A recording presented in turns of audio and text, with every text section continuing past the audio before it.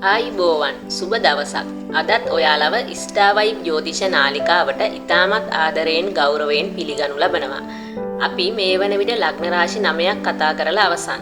අද අපිට තියෙන්නේ රාශි චක්‍රයේ 10 වන රාශිය වන මකර රාශිය ගැන කතා කරන්න. ඉතින් ඔයා මකර ලග්නයේ කෙනෙක් වුණත් නැතත් මේ කරුණු දැනගෙන සිටීම තුළින් ඔවුන්ව පහසුවෙන් තේරුම් ගන්නත් ගැටලුව අවම කරගන්නත් හැකියාව ලැබෙනවා. අපි යමු ලග්න රාශියට. මකර ලග්නයේ අධිපති වෙන්නේ දුකට අධිපති ග්‍රහයා ලෙස සැලකෙන ශනි ග්‍රහයා. මේ ලග්නයේ හිමි අය ඊටාම ඉවසීමෙන් සැලසුම් සහගතව ජීවිතය ගොඩනගන අය. මෙයාලගේ ප්‍රධාන අරමුණ වෙන්නේ ස්ථාවරත්වය, සාර්ථකත්වය සහ ගෞරවය ලබා ගැනීම. ඒ නිසාම මකර ලග්න හිමි අය බලයට කෑදරයි. සියුම් සිතුවිලි අඩු, ක්‍රියාත්මක ගතිය වැඩි අය. බොහෝ විට තමන්ගේ වාසිය පිණසම කටයුතු කරන මොවුන් දුරදිග කල්පනා කරලා වැඩ කරනවා. දුක්ඛම් කඩළු විඳීමේ ඇති නොපසුබස්නා ගතිය නිසා ජයග්‍රහණය කරාම ගමන් කරනවා. මේ අය කම්මැලිකමින් නිකරුණේ කාලය ගත කරන්නේ නැහැ. ලෞකික ආශාව ඊටාම බලවත්. තරමක් මසුරු ගති පෙන්වන මකර ලග්න හිමියන් අන් අයගේ සුළු අඩුපාඩුව වුණත් මහත් කොට සලකනවා. තමන්ගේ අඩුපාඩු ඊතරම් ගණන් නොගනී. ක්‍රමානුකූල පාලනයට දක්ෂයි. ඒ වගේම ව්‍යාපාරවල මූලිකත්වයේ දැරීමට සුදුසුයි.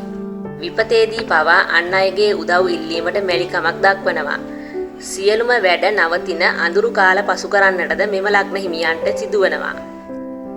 දිනන්න ඉදිරියට යන්නක් මෙන්ම පරදින්න නොපෙනී සිටීම මකර ලග්න හිමියන්ගේ ස්වභාවයයි. යහළු මිත්‍රයන් අඩුයි. කතාවට දක්ෂයි. පරාජයට කැමති නැති මොවුන් කපටිකමින්ද යුක්තයි. මකර ලග්න හිමි අය මැරීගෙන හම්බ කිරීමට දක්ෂයි. නමුත් අනුන්ට දෙන්නට තරමක් මැලිකමක් දක්වනවා. මොනතරම් තිබුණත් කිසිවකින් සෑහීමකට පත් නොවන ගතියක්ද තියෙනවා. බුද්ධිමත් අය වන අතර එකම අරමුණ බදා ගැනීම මිස බෙදා ගැනීම නොවේ.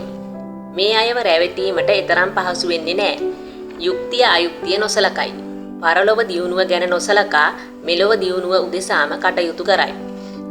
අනුන්ට ලැබීමට නියමිත දෙයක් වුණත් Tamanට ලැබෙනවා නම් කැමතියි. උසස් සිතුවිලි අඩු මකර ලග්න හිමියන් නිහඬවම තම වැඩ කටයුතු කරගෙන යනවා. බොහෝ විට තම හැඟීම් පිටතට නොපෙන්වන අතර ඇතුළතින් ශක්තිමත් අය.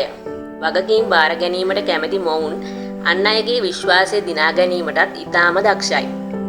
මකර ලග්න හිමි අයට කළමනාකරණය, ගිණුම්කරණය, ඉංජිනේරු අංශය, රාජ්‍ය සේවය, දේශපාලන කටයුතු සහ ව්‍යාපාර කටයුතු ඉතා හොඳින් ගැලපෙනවා. මේ අයට සාර්ථකත්වයේ ප්‍රමාද වී ලැබුණත් එය ස්ථාවරයි. මොවුන් වයස යන්නට දියුණුවන ස්වභාවයක් පෙන්වනවා.